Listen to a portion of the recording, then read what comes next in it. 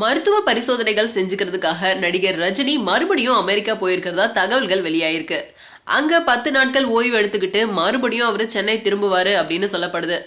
Super star ரஜினிகாந்துக்கு கடந்த 2011ஆம் ஆண்டு Rana shooting அப்போ உடல்நலக்குறைவு ஏற்பட்டுச்சு. அதை தொடர்ந்து சிங்கப்பூர் ஹாஸ்பிட்டல்ல அவரு அட்மிட் பண்ணப்பட்டு 40 நாட்கள் சிகிச்சை எடுத்துக்கிட்டு மறுபடியும் பூரணமா குணமடைஞ்சு சென்னை திரும்பினாரு.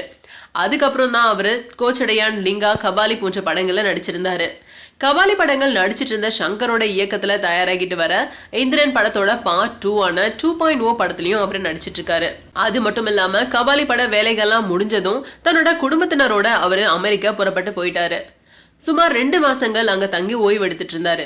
அப்போ ரஜினிக்கு உடல்நல குறைவு ஏற்பட்டதாகவும் அமெரிக்காவில அவரு சிகிச்சை பெற்றதாகவும் தகவல்கள் வெளியாயிருக்கு. அதுக்கப்புறம் வெர்ஜினியால இருக்க சச்சிதானந்தா லோட்டஸ் கோவிலுக்கு போயிட்டு சாமி கும்பிட்டது உள்ளிட்ட சில போட்டோஸும் ரிலீஸ் ஆயிருந்துச்சு. இதனால அவரோட உடல்நல குறித்து வதந்திகளுக்கு முற்றுப்புள்ளி வச்சாங்க. அதனோட தொடர்ச்சியா கபாலி ரிலீஸ் ஆன கொஞ்ச நாட்கள்லயே அவரு சென்னையும் திரும்பினாரு. அதை தொடர்ந்து மறுபடியும் 2.0 ஷூட்டிங்ல கலந்துகிட்டாரு. கடந்த சில தினங்களுக்கு முன்னாடி சென்னை அப்போலோ ஹாஸ்பிட்டலுக்கு போயிட்டு முதல்வர் ஜெயலலிதாவையும் அவங்களோட உடல்நிலையை பத்தியும் விசாரிச்சுட்டு இருந்தாரு. இந்த நிலையில இப்போ ரஜினி மறுபடியும் அமெரிக்கா புறப்பட்டு போயிருக்கிறதா தெரியுது.